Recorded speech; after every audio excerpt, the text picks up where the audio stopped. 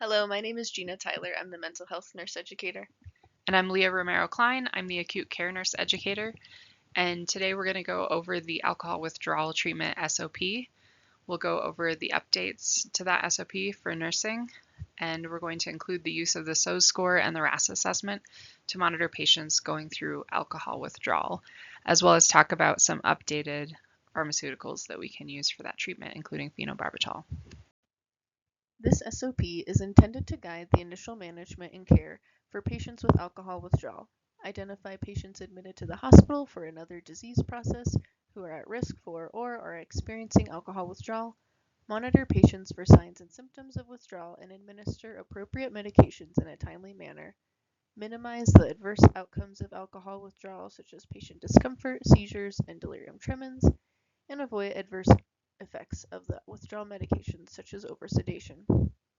Alcohol withdrawal syndrome, or AWS, occurs along a clinical spectrum, can mimic other disorders, and requires attention to details such as alcohol consumption history, including recency of last reported intake, clinical history of withdrawal symptoms, and other clinical factors. Alcohol withdrawal severity assessment scales should not be used as a diagnostic tool, as scores can be influenced by conditions other than alcohol withdrawal. A diagnosis of AWS is needed to initiate treatment for alcohol withdrawal. Patients at risk for complications from alcohol withdrawal who should be considered for inpatient admission include those with symptoms of severe alcohol withdrawal, those with a history of withdrawal seizures or delirium tremens, those who are unable to tolerate oral medications to treat alcohol withdrawal, and others. While benzodiazepines have been a long-standing therapeutic option, newer evidence-based guidelines, including those from the American Society of Addiction Medicine, incorporate other therapeutic options including phenobarbital. Phenobarbital has been shown to safely treat patients in all areas of the hospital, including the emergency department, inpatient units, step-down unit, and intensive care unit settings.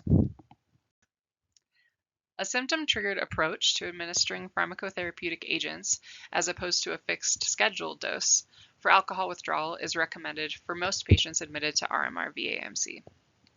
The Severity of Ethanol Withdrawal Scale, or SOS, has been found to superiorly measure alcohol withdrawal syndrome and to significantly reduce the time on medication procedures for treatment by greater than 1 day, and is the preferred scale for evaluation of the patients in the RMR.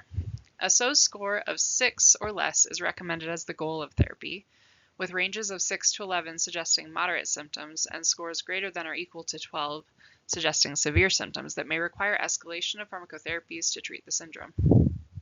Long-acting benzodiazepines, whether intravenous or oral, are effective medications for alcohol withdrawal, and there is strong evidence for the use of phenobarbital in alcohol withdrawal as well. In patients with severe alcohol withdrawal who require intubation and mechanical ventilation, or for any patient who is overly sedated, the Richmond Agitation and Sedation Scale, or RASS, will be the primary scale used since a symptom-based scale cannot be used. A RASS score can be used synergistically with the SOS score to determine additional medication needs in non-intubated patients. A RASS goal of 0 to -2, achieved using GABAergic medications such as propofol, benzodiazepines, or barbiturates, is recommended. The treating physician should always be notified if the RASS is -3 or worse. RNs who have a validated alcohol withdrawal, SOS, and RASS competencies may use the SOS and RASS to assess patient symptoms and response to alcohol withdrawal treatment. Inpatient hospital treatment for alcohol withdrawal is required for those patients at risk for or who are experiencing severe withdrawal complications such as delirium or seizures of unknown cause and/or severe medical or psychiatric comorbidity. Primary care treatment following a visit to a clinic or the ED may be appropriate for patients with limited risk factors for withdrawal complications, adequate psychosocial support, and a safe environment to which they can discharge. Be alert for patients with an active risk for suicide, for which inpatient resources, including acute mental health services, may be most appropriate. Refer to the Mental Health Care Policy or Medical Center Policy 116-6 for suicide prevention. Note, current alcohol withdrawal severity score or symptoms are only one consideration in determining the appropriate level of care for patients experiencing alcohol withdrawal. All patients in alcohol withdrawal or who are considered at risk for alcohol withdrawal should be monitored and assessed at least every 4 hours by SOS scoring for presence of withdrawal symptoms. If the patient is given a medication for alcohol withdrawal, for example benzodiazepine or barbiturate, the nurse will need to reassess the patient within 30 minutes to 1 hour after given medication and document their SOS scores, and redose the patient with medication as needed until SOS score does not indicate the need for medication. A higher level of care, such as acute versus step-down unit versus ICU status, could be considered for SOS scores that are rising despite evaluation and treatment, SOS scores of 12 or greater, or for patients who have exceeded 3 consecutive 1-hour doses of a benzodiazepine or 3 consecutive doses of a phenobarbital. It could be considered for patients who appear oversedated, such as a RASS score of less than -2, those who exhibit dangerous behavior, whose vitals remain with a heart rate greater than 110 beats per minute, or a systolic blood pressure of greater than 180 millimeters mercury, or a diastolic blood pressure of greater than 110 millimeters mercury, despite having received PRNs as prescribed. As a note, you should request that a provider come and evaluate the patient if any of the above situations do arise. Individual case variation may occur, including dose increases of the as-needed medication orders to gain better control. A change in level of care may or may not be indicated. RNs will complete the initial alcohol withdrawal risk screen as part of the admission screen note in the EHR. They will alert the ordering provider of alcohol use disorder indication test audit C score greater than 5 and the last drink within 24 hours of admission. The SOS will be completed in the EHR. Accurate allergy information will be reviewed by the provider and RN on admission assessment. Any updates will be entered by the provider or pharmacist. Alcohol withdrawal patients may be admitted to the inpatient unit, step-down unit, or ICU, depending on clinical needs after assessment of effect of initial management decisions and likely clinical trajectory. The initial medication or route of administration used, for example benzodiazepine versus phenobarbital, PO alone, does not dictate required level of care. Increased risk of seizures can be predicted by a prior history of such hyperreflexia or increased ankle clonus.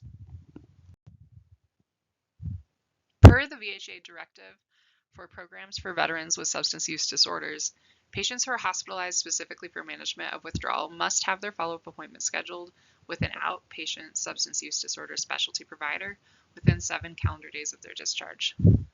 Prior to discharge, make sure that you're advocating that the provider consider starting medications to treat alcohol use disorder in order to prevent relapse and reduce cravings. One medication you may see ordered to give the patient before they leave the hospital could be naltrexone.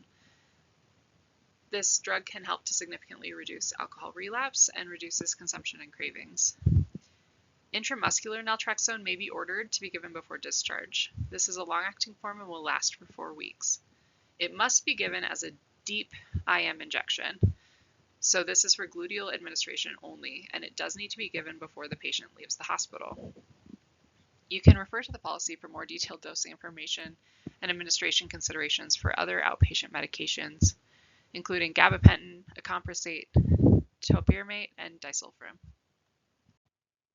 Here you'll see a dosing flow chart for benzodiazepines that's identified in the SOP.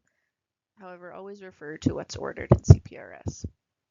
Benzodiazepine options for therapy exist within menus in CPRS. Their dosing is based on the SOS score. Oral diazepam and oral lorazepam options are available, as well as intravenous diazepam and IV lorazepam options. Here's an example of the phenobarbital flowchart.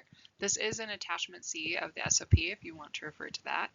And this has been added as an alternate primary pathway for empiric therapy for patients at high risk for complicated withdrawal, or as backup therapy for patients with benzodiazepine-resistant alcohol withdrawal. You can also refer to the SOP or to lexicon for additional contraindications and adverse effects of phenobarbital. But some of the adverse effects that you should be monitoring for if you're giving phenobarbital is somnolence, ataxia, nystagmus, confusion, slurred speech, respiratory depression, or hypotension. Patients without a contraindication who are or will be hospitalized can be treated with phenobarbital for alcohol withdrawal syndrome. Phenobarbital administration, including providing a loading dose, is an appropriate medical treatment for alcohol withdrawal at any point in any setting during the patient's evaluation or inpatient admission. Benzodiazepine-resistant alcohol withdrawal or severe alcohol withdrawal syndrome, such as persistent SOS scores greater than or equal to 12, may be considered for higher level of care. Initial dosing will be calculated by the provider and the pharmacy in order to provide a loading dose. Here you'll see some tips for administration of phenobarbital. So number 1, inject slowly, not to exceed 60 milligrams per minute, to avoid severe respiratory depression, apnea, laryngospasm, hypertension, or vasodilation with fall in blood pressure. Do not inject into small veins, such as those on the dorsum of the hand or wrist. Inject into a large vein to minimize risks of irritation and resultant thrombosis. Use proper IV injection technique to avoid inadvertent intraarterial injection, which has resulted in gangrene requiring amputation. Discontinue administration of injection if patient complains of limb pain. Doses larger than 260 milligrams need to be IV piggyback, not push. If required based on SOS and/or RAS assessment, you can give additional 65 milligrams to 260 milligrams smaller loading doses until alcohol withdrawal symptoms are controlled. If a patient experiences recurrent symptoms, the provider may adjust the assessment frequency in the SOS order. Refer to inpatient pharmacists with concerns about maximum inpatient dosing. Documentation includes the initial audit C in the nursing admission assessment and further assessment of alcohol withdrawal severity using the SOS and/or RAS score, which will be documented in the electronic health record. Patients with a SOS score of 6 or below require an assessment every 4 hours and are appropriate for the acute care units. Patients receiving medication per policy will be reassessed 1 hour after each dose given until the SOS score is below 6 or is 6 or below. Patients will be reassessed 1 hour after each dose of any PRN medication, and a SOS score will be determined and documented at that time. Patients who are unable to participate in the SOS assessment, such as being unable to answer questions, will be monitored for increasing agitation or for adequacy of the pharmacotherapeutic treatments with the RAS score. The initial RAS score will be documented in Clinicomp or as a note in CPRS. RNs can begin using the SOS when appropriate. The goal RAS score will be 0 to 2, and this should be reflected in the provider orders. Patients that have a SOS score of 12 or above, or escalating scores despite the policy-based pharmacotherapy dosing, should be considered for a higher level of care. The patient will be monitored using the SOS score every 4 hours for 24 hours, and then every 8 hours as long as they are scoring 6 or below. This monitoring will continue for up to 72 hours from admission, or at minimum 48 hours from the last PRN pharmacotherapy dose. Maintaining IV access at all times for patients who have IV PRN medications ordered is important. For inpatient status patients, notifying the ordering provider for any patient requiring greater than 3 consecutive 1-hour PRN doses or assessment for oversedation to have them evaluated and considered for a higher level of care.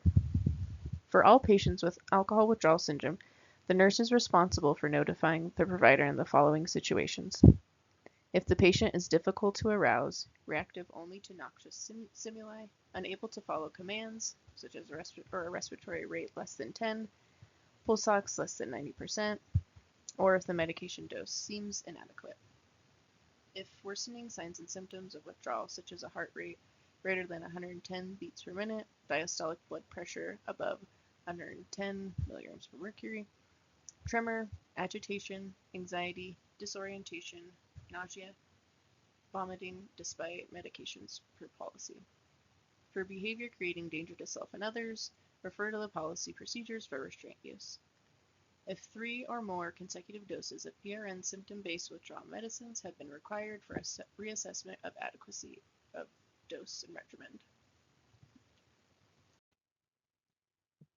For the SOS score, you'll go through and score each section individually, and it will result in a total score.